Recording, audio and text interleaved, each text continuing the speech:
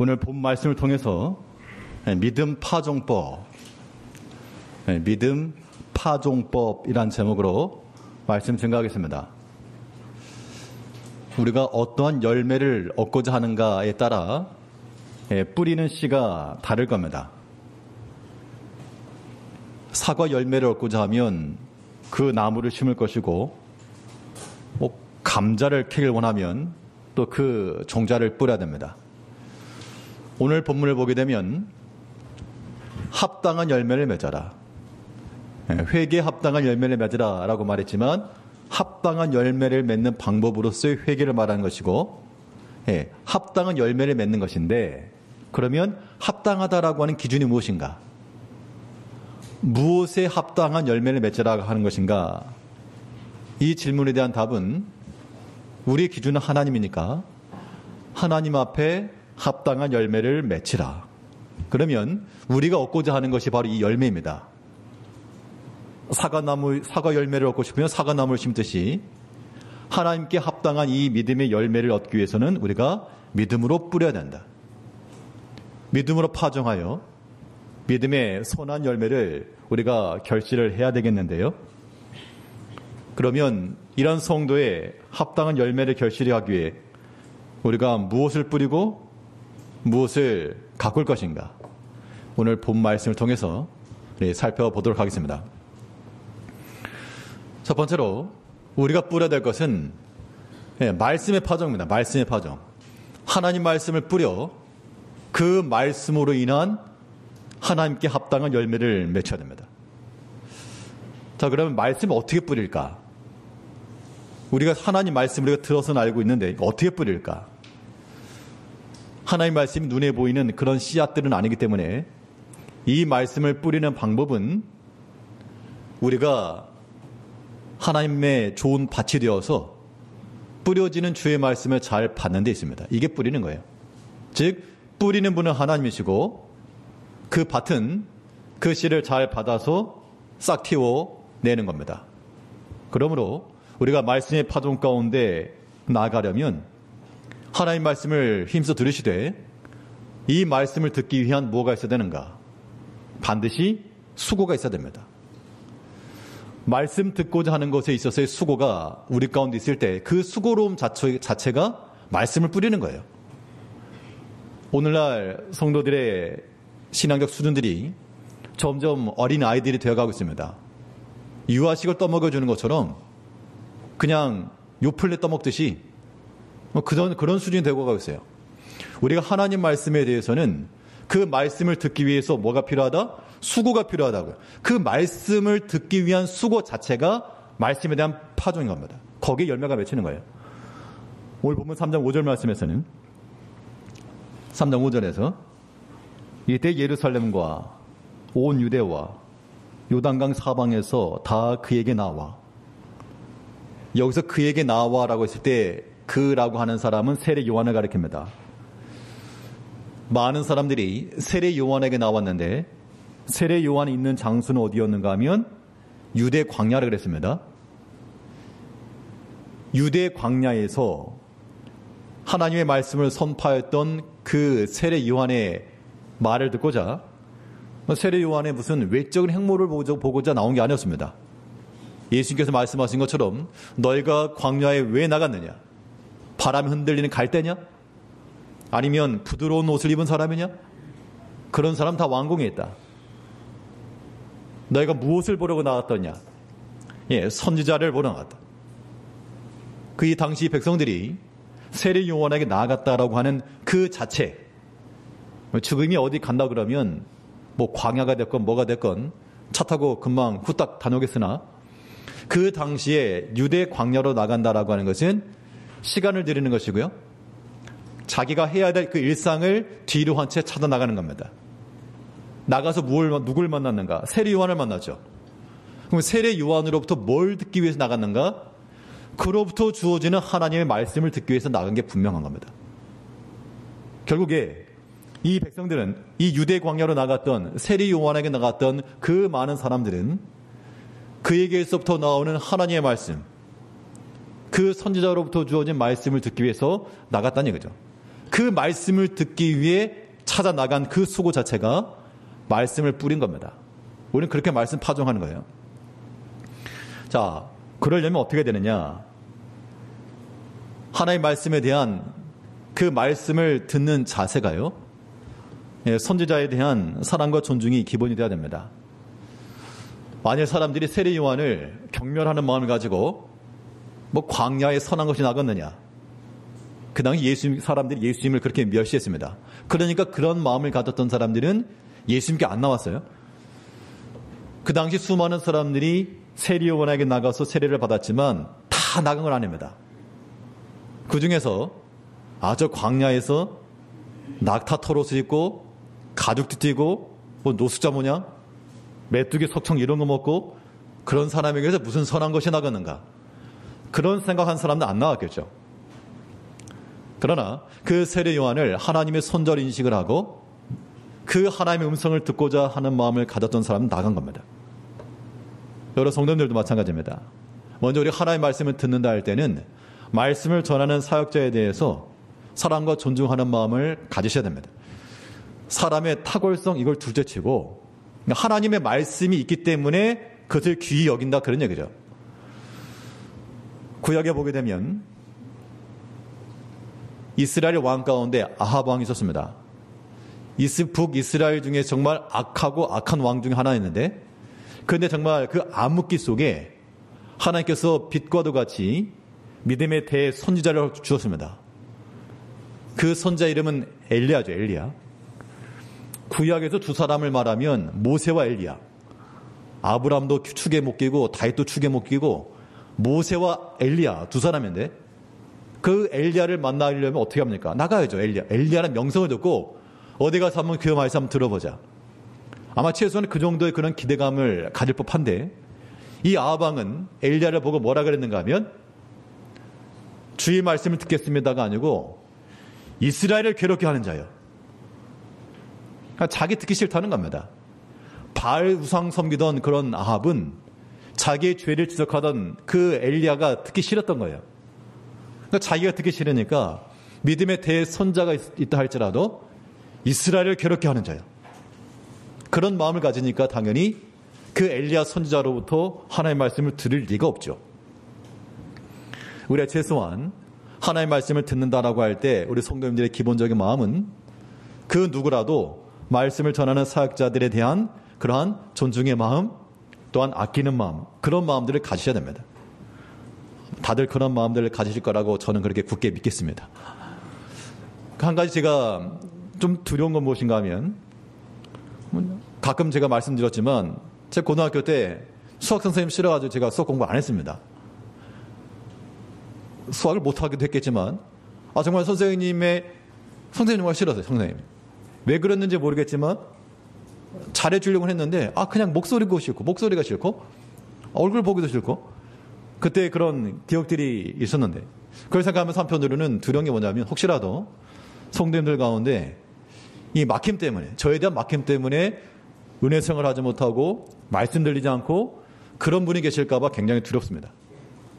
혹이라도 인간적인 면 때문에 그런 상한 마음이 계시다 그러면 그냥 긍휼히 여겨주시고, 그래도 사람은 볼 것 없지만 그래도 하나님께서 그 말씀 가운데 역사하시는 거 그거 하나 보시고 또 인정해 주시고, 괴롭게 하는 자요 라고 말씀하지 말고 그 말씀을 듣고자 하는 그런 마음을 가져야 됩니다. 말씀을 듣고자 하는 수고, 여기 말 그대로 우리의 육체적인 수고가 따라 나와야 됩니다. 시간 투자하는 것도 수고입니다. 하나님의 말씀 듣기 위해서 시간을 내는 거, 그 말씀 듣는 수고예요. 수고. 하나님의 말씀 듣기 위해서 멀리서 예배당 나오는 거, 이것도 수고입니다.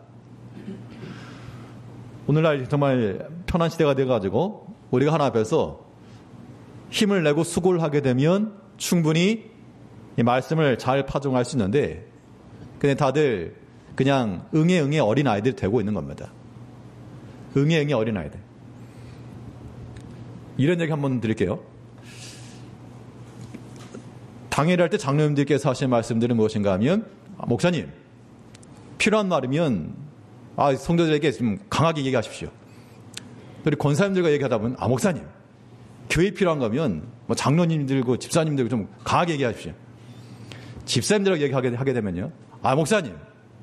교회 필요한 거면 장로님이고 권사님 좀 세게 말하십시오. 다 나 빼고 다 세게 얘기하라는 거예요. 결론은 그냥 세게 얘기하면 되는 겁니다. 그러니까 오늘날 하나님 말씀을 듣는 이 시점에 있어서 나는 과연 수고하고 있는가? 네? 우리가 하나님 교회에 왔는 부흥과 성장과 발전을 얘기합니다. 그 말씀을 듣는 면에 있어서 내가 정말 수고하고 있는가? 나는 무엇을 희생하여 주 앞에 나가고 있는가? 이 백성들이 그 세례 요한을 만나겠노라고 그 먼 길을 나아갔을 때 나에게는 과연 그런 의지가 있는가? 요즘은 그런 게 사라진다니까요. 그냥 다들 그냥 유아식 먹고 있는 거고 요플레 그냥 껍데기 핥고 있는 겁니다. 그냥.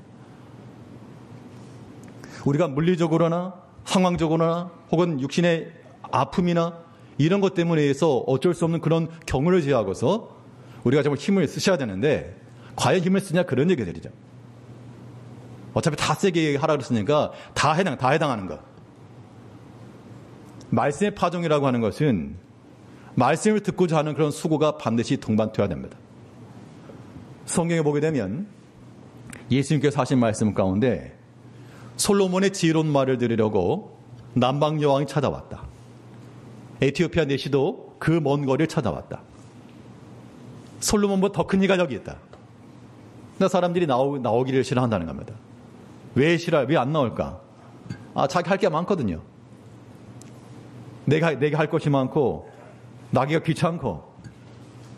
우리가 이 온라인으로 드리는 예배도 마찬가지입니다. 물리적으로나 혹은 육체적으로나 이런 것들은 정말 정말 최소한도의 여정으로 정말 어려운 그런 상황. 이건 마치 주차장에서 보게 되면 뭐 장애인 우선주차 그런 거 있잖아요. 그런 심정으로 생각을 해야지.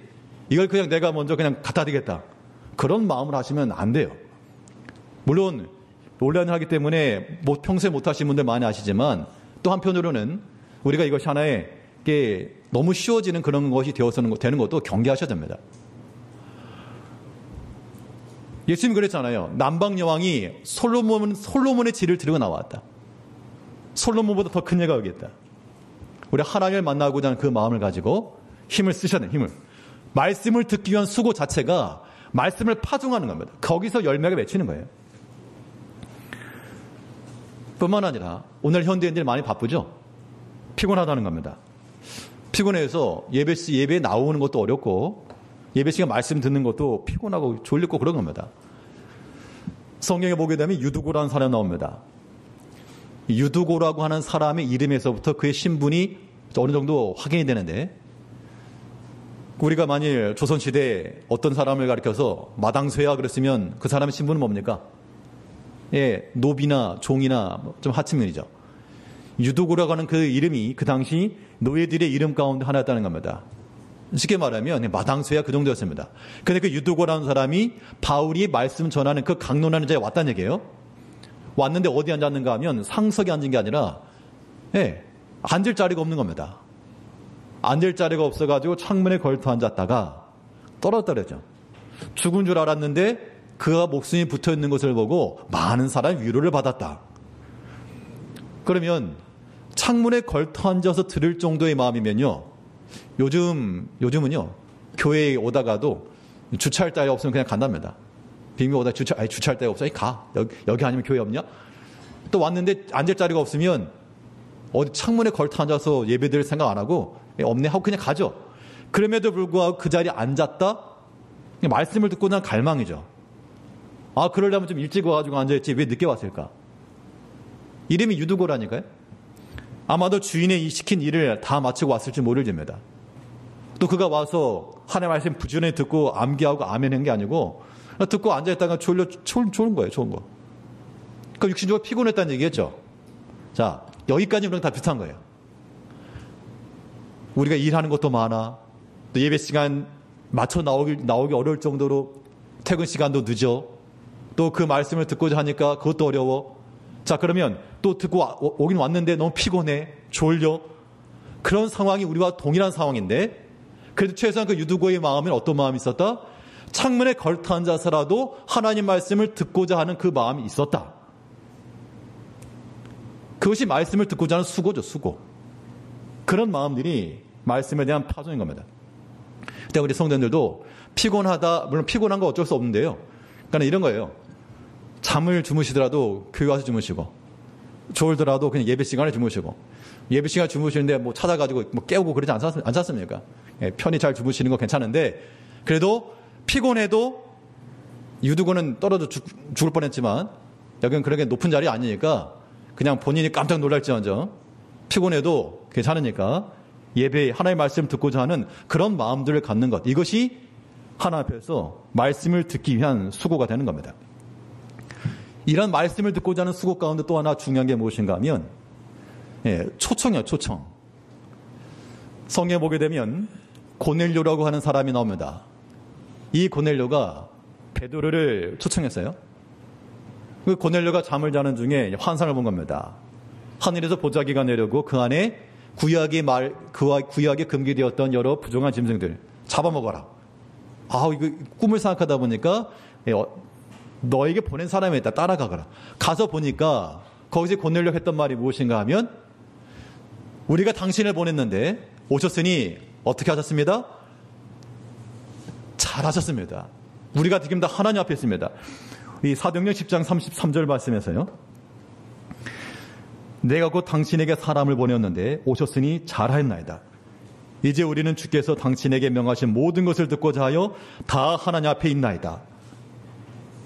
이 또한 하나님 말씀을 듣고자 하는 수고요. 말씀을 파종한 겁니다. 이것이 오늘날로 말하게 되면 신방이에요. 신방. 어느 가정에 찾아가서 말씀을 듣고 예배 드리는 겁니다.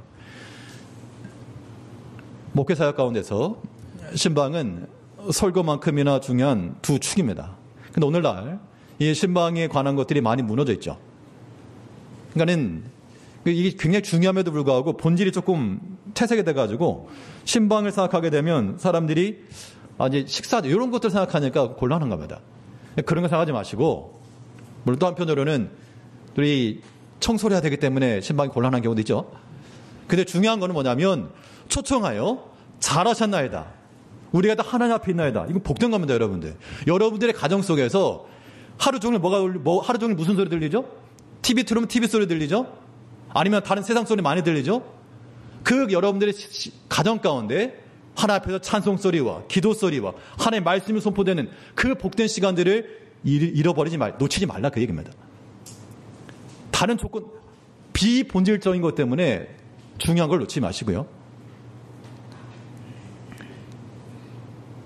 당신에게 사람을 보내었는데 오셨으니 잘하나이다. 우리 가정에 오셨으니 잘하셨습니다.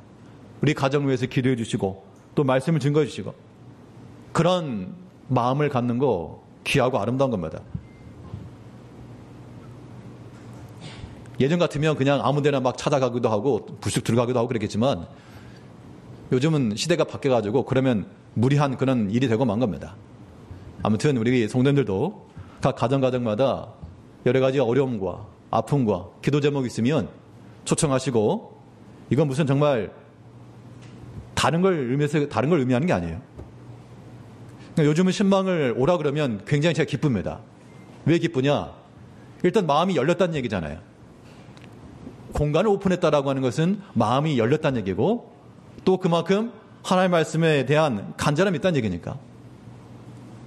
우리 모든 성도님들이 아무튼 하나님의 말씀을 듣고자 하는 수고, 초청하는 것도 수고입니다. 파종하는 거예요. 그래야지만 열매를 맺춘다는 겁니다. 이 말씀 파종이라고 하는 것이 듣는 것이 우선되는 것이고, 들었으면요, 들은 후에는 행하기를 힘써야 되겠습니다. 당연한 수순이죠. 우리 마태복음 3장 6절 말씀에서 자기들의 죄를 자복하고 요단강에서 그에게 세례를 받더니, 그러니까 세례 요한에게 나왔던 사람들은 회개하라고 하는 그 말씀을 듣고 죄를 자복하고 세례를 받았다. 세례를 받았다라고 하는 것은 완전히 회심과 삶의 변화에 대한 확증이었습니다. 그러니까 이 사람들이 세례를 받은 것은 그의 말씀이 행동이 원인이 되었다는 겁니다.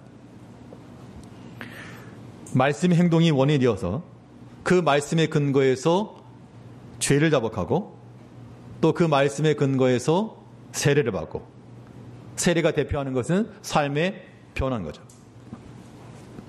우리가 하나님의 말씀을 들었으면요, 그 말씀이 어떻게 됩니까? 예, 하나님의 말씀, 하나님께서 우리에게 말씀 주시는 것은 잘 들어라. 그래서 그런 목적이 아니고 너희가 듣고 본바를 뭐 하라고요? 행하라고.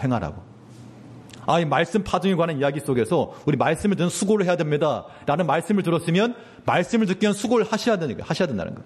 남방여왕이 먼 거리를 찾아 나왔던 것처럼, 유두고가 피곤한 중이라서라도 하나님 전에 나왔던 것처럼, 고넬료가 자기 집안에 초청하여 하나님 말씀 들었던 것처럼, 그런 실질적인 행함이 있어야 된다. 그럼 이제 질문 드립니다. 왜 그래야 될까? 왜 우리가 하나님 말씀을 듣고 행해야 될까요? 여기에 대한 명확한 답이 있을 때 우리가 그걸 실천할 수가 있겠죠. 왜 우리가 하나님 말씀을 듣고 보고 본 바를 그대로 행해야 될까? 그렇게 하게 되면 그 말씀 가운데서 하나님께서 우리를 평강함으로 인도해 주신다는 겁니다. 그 말씀이 우리의 위로가 되고, 그 말씀이 우리 힘이 되고, 하나님께서 우리를 그 말씀의 근거에서 평안케 하실 것이기 때문에 그 평강의 하나님을 의지하여 우리가 그 말씀 그대로 행하는 겁니다. 그러니까 우리가 들은 말씀이 있으면 실천하기 힘쓰셔야 돼요. 그런 사람들에게 누가 함께 하신다? 하나님이. 어떤 하나님이요? 평강의 하나님 너희와 함께 하실 것이라.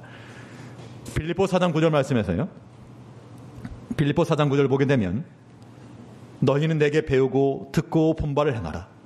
그리하면 평강의 하나님이 너희와 함께 계시리라.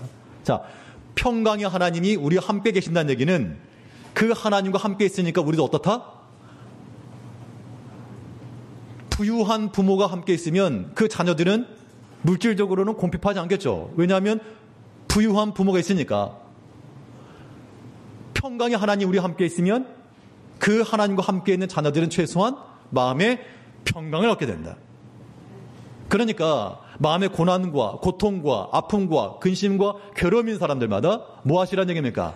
하나님 말씀을 듣고 행하시라고요. 그러면 평강의 하나님이 우리와 함께 하시기 때문에 기본적으로 우리의 마음에 근심되는 것들, 염려되는 것들, 복잡한 것들, 그것을 하나님께서 일순에 해결해 주신다.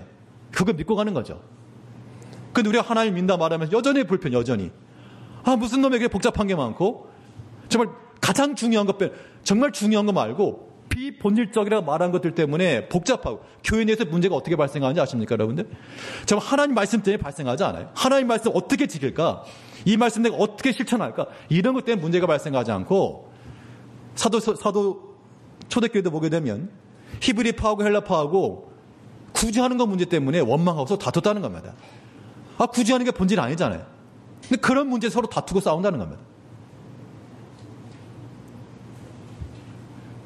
마음가짐 꿀밤 한 대 주고 싶은 그런 심정들이죠. 정말 중요한 거 가지고 애타시라고, 정말 중요한 거 가지고 고민하시라고.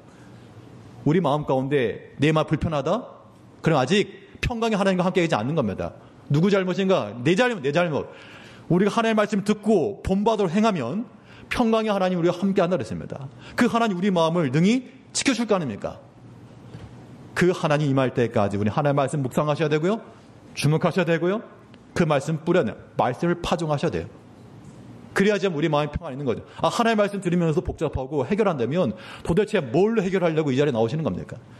우리가 지금까지, 이전까지라도 복잡하던 것들, 해결되지 않았던 것도 있다 그러면 하나님의 말씀 들으면서 그것이 눈이 녹듯 사라져셔야 돼요.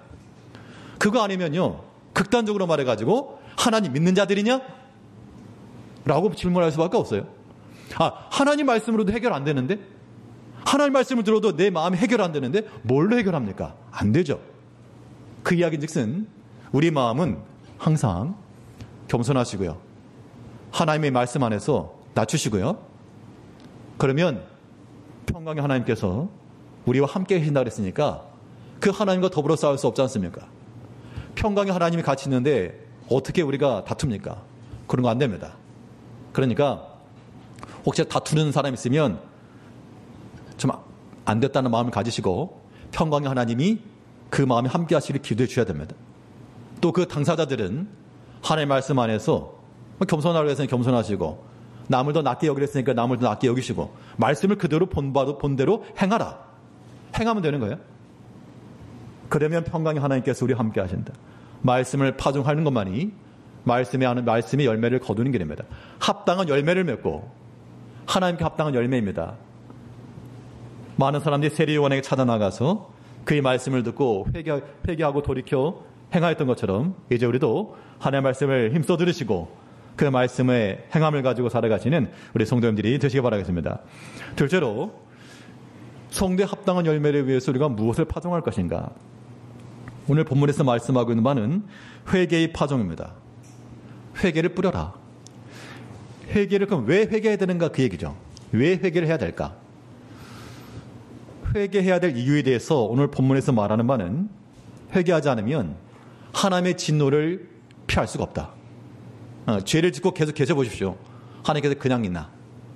그렇기 때문에 이 모든 임박한 진노를 피하기 위해 우리가 회개해야 됩니다. 회개는 신속히 골든타임 놓치지 않도록 하나님께서 우리에게 질책하시고 감동 주시는 그 순간 바로 하는 겁니다. 우리 본문 3장 7절 말씀을 보게 되면 바리새인들과 사두개인들이 세례 베푸는 데 오는 것을 보시고 누가 너희를 가르쳐 임박한 진노를 피하라 하더냐. 이거 이제 중간에 생각했지만요. 독사의 자식들아 이런 말 나옵니다. 뭐 세례 요한이 저런 말을 한대. 그 여기서 하는 말은요. 바리새인과 사두개인들 너희는 오지 마.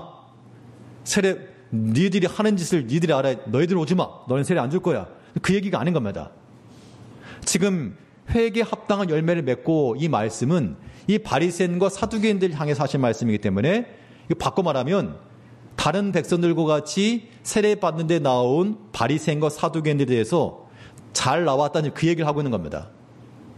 그 당시 모든 바리새인과 사두개인들이 다 나온 건 아닌데 이 나왔던 사람들에 대해서는 너희가 잘했다. 너희가 회개하고 돌이켜 열매를 맺어라. 이 이야기인데 이 독사의 자식들아 이 말은 세례요한 입이 거칠어서 말한 게 아니고 그 당시 그 유대 광야라고 하는 지리적 환경을 보게 되면요. 건조한 지역입니다. 이제 이 자연 발화에 의해서 불이 발생하게 되면 그 건초돔이나 이런 덤불 같은 데서 불이 붙으니까 그 속에 피해 있던 여러 전갈이며 뱀이며 이런 것들이 다 기어 나온다는 얘기죠. 그게 이제 가만히 불타 죽으니까. 그러니까 살려고 나온 겁니다. 살려고. 그렇기 때문에 독사의 자식들아라고 말한 것이 그들의 위선과 그들의 잘못된 행실을 꼬집는 것도 있지만 여기서 말하는 것은 그 임박한 진노를 피하여 나온 것. 지금 이것을 지금 이야기하고 있는 거예요. 그 7절 다시 보면 누가 너희를 가르쳐 임박한 진노를 피하라더냐. 그러니까 어떤 경고를 받고 나왔는가 그 얘기하고 있는 겁니다. 그 이야기인즉슨 우리가 하나님 앞에서 경고의 말씀을 받고 하나님의 진노가 임하기 전 우리가 피하여 나와야 됩니다. 그게 회개라는 얘기예요. 그래서 회개에 합당한 열매를 맺어요. 합당한 열매를 맺기 위해서 지속적으로 회개하라 그 얘기를 하고 있는 겁니다. 우리 성도님들 마찬가지입니다. 나 큰 죄 언제 졌는데요? 어떤 윤리적 도덕적으로 죄를 안 져서만 아니고 우리 마음속에 평강의 하나님 함께하지 않는 것도 그건 죄인 겁니다. 하나님 모시고 살지 않는데 그게 죄가 아니고 뭐겠습니까? 감사하지 못하는 것도 어떻게 보면 죄 아니겠습니까? 그런 것도 우리가 회개하는 마음을 가져야 되겠죠. 회개하지 않으면 어떤 일이 벌어질까요? 우리 경험상 회개하지 않으면 하나님의 사랑하는 백성들을 하나님께서 그냥 두지 않으시고 반드시 여기에는 하나님께서 어떤 모양으로든지 사인을 주십니다. 행동하시게 되었어요. 어떤 사건이 발생할 때마다 이건 저주받았다 그렇게 말할 건 아니지만 우리 성도들의 마음속에는 평상시와 다른 어떤 일들이 발생하거나 우리 개인적인 일이 있을 때는 하나님이 사인이 아닐까라고 하는 개인적인 생각들을 하셔야 됩니다. 다른 사람을 향해 가지고 당신 회개 그러면 안 되지만 우리 개인이 알잖아요. 평상시와는 다른 어떠한 일들 혹은 그런 상황에 놓이게 되었을 때 혹시 나를 향한 하나님의 사인은 아닐까라고 하는 생각들 하셔야 돼요. 왜냐하면 하나님께서 회개하지 않은 우리를 향해서 지금 계속 사인을 보내는데 우리 무지해서 모르면 안 되는 겁니다. 하나님께서 우리 마음 가운데 주시는 모든 양심의 가책과 혹은 감동하심을 따라서 하나님 앞에 회개하기 힘써야 됩니다. 회개하지 않으면 어떤 일이 벌어진다 그랬습니까? 회개하지 않으면 모기 잡으시는 거 알죠? 모기. 요즘 모기를 어떻게 잡는가? 예전에는 예전에 아무튼 눈에 보이는 아무튼 책이며 공책이며 이런 거 들고 벽을 쳤는데 요즘은 그 전기체가 있잖아요. 전기체. 배드민턴 같은 놈으로. 딱 갖다 대면 뒤식 고기 타는 냄새가 납니다. 이 천장에 모기가 한 마리 있습니다. 그러면 너는 잘 걸렸다. 그리고 손에 채를 쥐고 잘 다가가지고 딱 하기 전에 다가는 그 장면. 회개하지 않고 있는 사람들이 마치 그와 같은 거예요. 하나님께서 회개하지 않고 그대로 죄를 범하고 있는 자들에게 그래라 그래도 된다가 아니라 지금 점점 다 가까이 오고 계시는 거예요. 전기체 가지고 좀 가까이 오고 있다는 겁니다. 그거 빨리 깨닫고 돌이켜야지. 안 그러면 지직거리는 거예요. 지직. 성경에 이런 말씀이 있습니다. 우리 시편 7편 12절을 보게 되면 시편 7편 12절이에요. 사람이 회개하지 아니하면 그가 그의 칼을 가시며 그의 활을 이미 당기어 예비하셨도다. 사람이 회개치 않으면 칼을 가신다. 활이 이미 당겨져 있다. 요즘식으로 말하면 이 전기차 지금 가까이 다가오고 있다.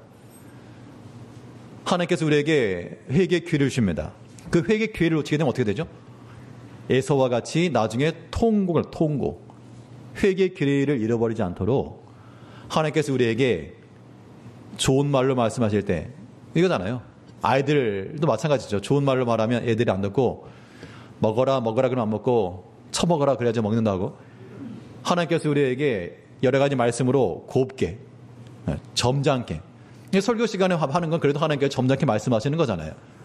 예, 그래. 점잖게 말씀하실 때 듣고 깨닫고 행하셔야지. 안 그러면 하나님께서 우리 개개인의 삶 가운데서 어떻게 사인 보내실 줄 몰라요.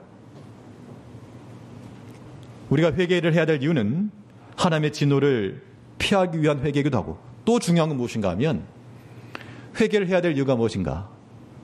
회개하지 않으면 하나님의 은총을 다 잃어버리기 때문에 그래요.